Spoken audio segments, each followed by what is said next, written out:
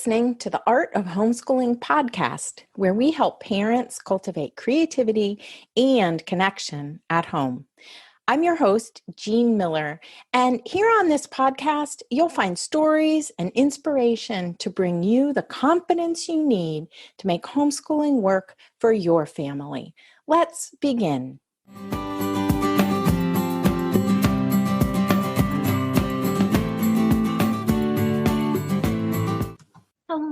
Hello. I'm so happy you're tuning in today for this podcast episode. We're talking all about the second grade basket. This episode is part of a series all about homeschooling through the grades. We're working our way from kindergarten through eighth grade, building a wonderful library for you to refer back to again and again whenever you need inspiration and guidance. And today we're diving into homeschooling second grade. I'm going to give some examples as well of how the story curriculum meets our children right where they are. The second grader can be a being of extremes, let's say. 1 minute light and loving, the next minute a mischievous little imp, both adorable and a complete rascal. And that's why fables are great stories to meet them right where they are, to meet our children right where they are. So I want to share a short fable with you here, and then we'll talk more about how this meets children of this age so well. This is an Aesop's fable called The Fox and the Grapes. One hot summer's day, a fox was strolling through an orchard till he came to a bunch of grapes just ripening on a vine, which had been trained over a lofty branch. "Just the thing to quench my thirst," quoth he. Drawing back a few paces, he took a run and a jump and just missed the bunch. Turning round again with a 1, 2, 3, he jumped up, but with no greater success. Again and again he tried after the tempting morsel, but at last he had to give it up and walked away with his nose in the air, saying, "I'm sure they are sour." I just love this little story because it is so like a 7 or 8-year-old, right? They begin so determined and sure of themselves, only to save face when they fail or try to and hide their disappointment. We don't even need to share the moral of the story, which is often found at the end of fables, because children of this age can so relate to the story itself, and they will take in whatever it is they need from the story based on where they are developmentally. When my kiddos were this age, they loved acting out the fox and the grapes. I would be the tree and the vine, dangling the grapes just above reach, and they would be the fox, jumping and jumping to try to grab the bunch. And they loved exaggerating that haughty attitude at the end with the sort of never mind of, "I am sure they are sour," stomping off with an air of, "I didn't want those grapes anyway." This is how the stories suggested in the Waldorf curriculum meet children where they are. I really think it helps children feel seen and heard and even understood just by hearing a little story like this one. Zooming out from there, what does homeschooling look like then in second grade for these little sweet but sometimes sour humans? Looking at the curriculum, we can see that second grade is very much a continuation of first. So that's continued focus on writing, reading, and arithmetic with some nature stories. This is a year for lots and lots of practice and extending their skills development in language arts and math in particular. So, given all of that, I think it's a great year for homeschooling parents to focus some on developing certain qualities in ourselves so that we can meet our children where they are. The second grade basket. Let's talk about some of the qualities of a parent teacher that I like to include in this second grade basket. The first is patience and diligence. Second grade children will all begin the journey through this grade at a different level of skill development, right? And they'll each progress at their own pace through the year. This is a year with a broad range of abilities among kiddos, and every child is different. You may notice this among your own children, even, as one may start second grade by picking up written language at a very fast pace, while another may still struggle to master the alphabet. And it's all okay. You'll need lots of patience and diligence in your second grade basket this year. No matter where your child starts the year on the literacy journey, just pick up where you left off at the end of first grade and proceed forward at a steady pace.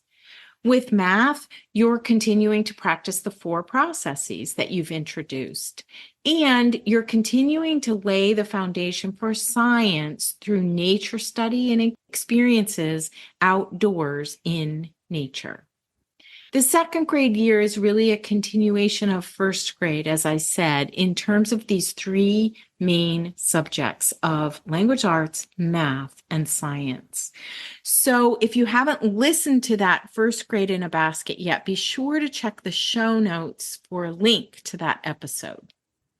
Language development is really key this year. So I encourage you to be patient and carefully observe your child as you progress from introducing the letters of the alphabet through stories and pictures to introducing word families and spelling patterns through the stories that will nourish your child this year: fables, trickster tales, the stories of saints and heroes.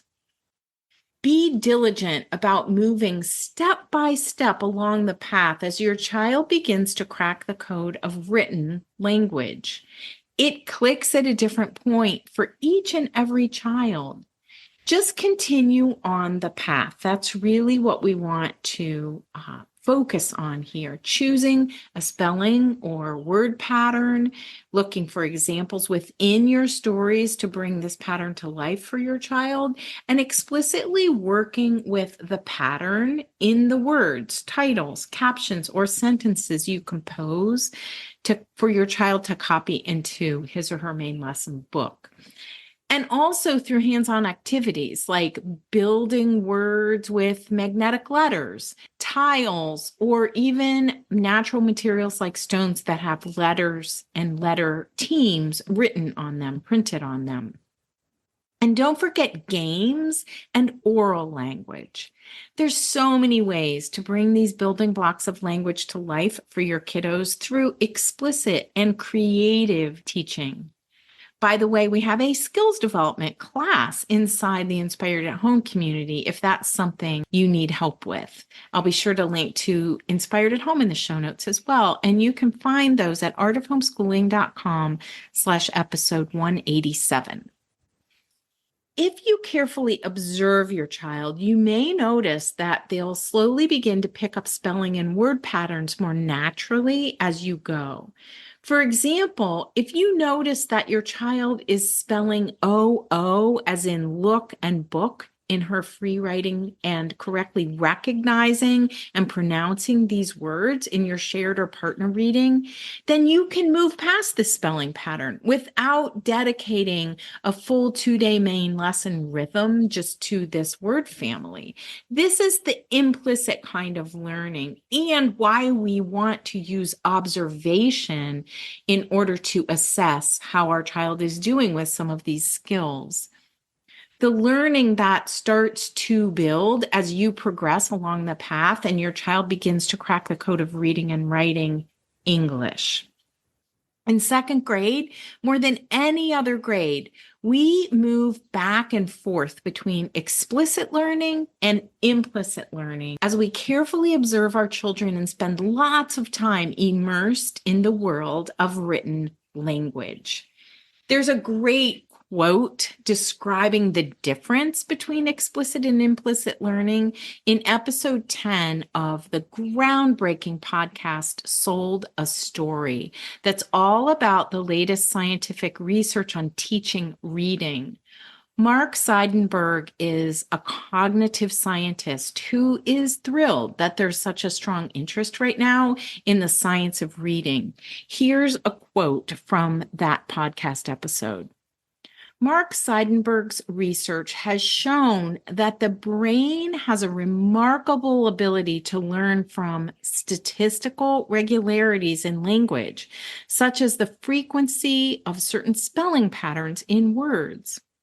Explicit instruction is critical at first. Most kids don't just start picking this up, but research shows that a lot of what a good reader eventually knows about words and how they're spelled and what they mean is stuff they learn implicitly through reading. Mark says the goal of reading instruction should not be to teach kids everything they need to know. It should be to teach them enough so that this implicit or statistical learning can kick in. I'll be sure to put a link to that podcast episode in the show notes too. So, patience and diligence, my homeschool friend. Your second grader will start and end the second grade year at their own pace. And also know that for many, the journey to cracking the code for reading continues well into third grade. And with math, the goal is playing with numbers and lots of arithmetic practice. Jamie York of Making Math Meaningful says, our goals in the early grades include developing a sense of number and an enthusiasm for learning math. The second thing you will want in your second grade basket or toolkit is a generous helping of acceptance.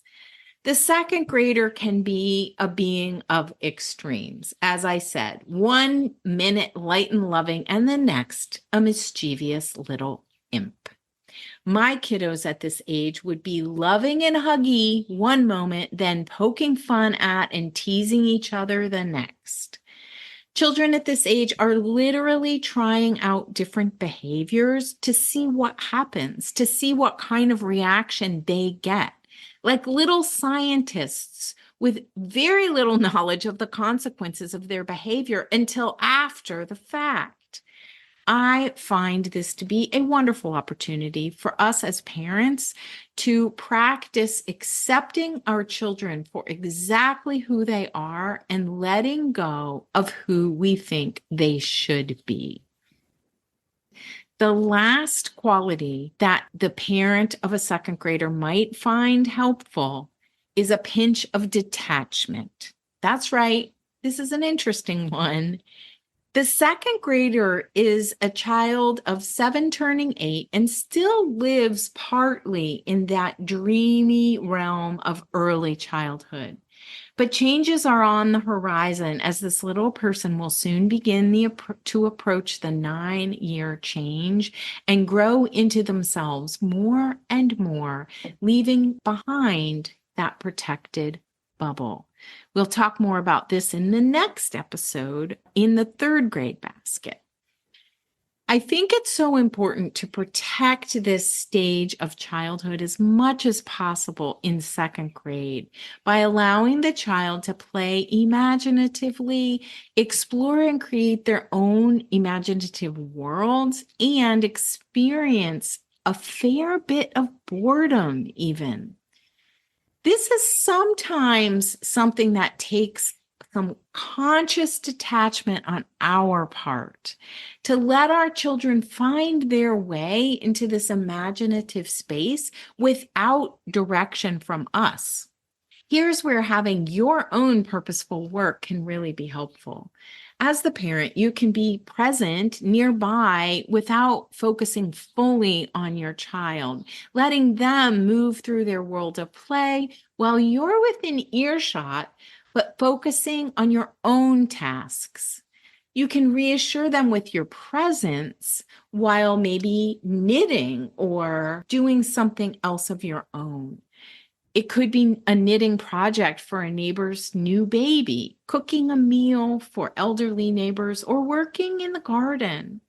Whatever is nourishing and within reach for you, with a good balance of rest and activity. Modeling this focus for your child gives them an example to follow in their own work and play, and then also in their lessons. During this year, you can set your daily rhythm to allow for lesson time along with plenty of playtime. With a pinch of detachment on your part, your little second grader can soak up all the goodness of early childhood while still building the skills needed to grow and learn in future years. Here's a recap of highlights from a Waldorf-Inspired second grade year, and this comes from our free guide, Ages and Stages. If you don't have a copy of that yet, I'll link to it in the show notes because you'll want to be sure to grab it. It has a whole page description of each year, kindergarten through 8th grade, with some of the activities and story topics that we bring at each age. So here's a little recap or highlights from the second grade year. Lots of activities to stimulate the child's whole being, enliven the will, and spark deep connections with the story and learning material. The development of skills through playful learning and games. Here are some block topic possibilities: animal legends and fables, stories of saints and heroes. Revisiting all four math processes: addition, subtraction, multiplication, and division. An introduction to place value through story. Practicing the times tables 1 through 12 with rhythm and movement. Introducing time, days of the week, and the calendar. And continuing along the path of writing and reading development. Plus, of course, a generous dose of the lively arts. Remember, this podcast episode is one of a series, and if you haven't listened to Kindergarten in a Basket or First Grade in a Basket yet, you'll find links to those previous episodes in the show notes for this one at artofhomeschooling.com/episode 187. In this series, we're diving deep into each grade, working our way from kindergarten through 8th grade in order to build a wonderful library for you to refer back to again and again whenever you need inspiration and guidance. We like to wrap up each episode with 3 resource recommendations for you. So here are 3 resources for your second grade basket. The first is a newer book called Writing to Reading: The Steiner Waldorf Way, Foundations of Creative Literacy in Classes 1 and 2 by Allinson and Teensma. I'll be sure to link these in the show notes. The second is a good book for Aesop's fables or other fables if you wish. A wonderful one is Aesop's Fables by Jerry Pinkney, and I'll be sure to link that in the show notes. I would go to the local public library and get a book of Aesop's Fables there. And then for math, resources from Jamie York. So 2 things I want to mention here. One is among his free downloads on his website, and it's Math Curriculum Overview for grades 1 through 8. Wonderfully helpful to give you just the big picture of how math progresses through the grades. And then the second is a book of his called Making Math Meaningful Sourcebook for grades 1 through 5. It's way more in-depth and has a lot of curriculum and activity ideas for you for teaching math concepts in these grades. Thank you so much for tuning in today. I hope this second grade in a basket has helped you imagine what homeschooling this grade might look like at your house. Be sure to subscribe to the Art of Homeschooling podcast so you don't miss any of the upcoming episodes on how you can create homeschooling lessons you love that are simple, inspiring, and doable. And I'll see you next time. Thanks for joining me. That's all for today, my friend. But here's what I want you to remember. Rather than perfection, let's focus on connection. Thanks so much for listening, and I'll see you on the next episode of the Art of Homeschooling podcast.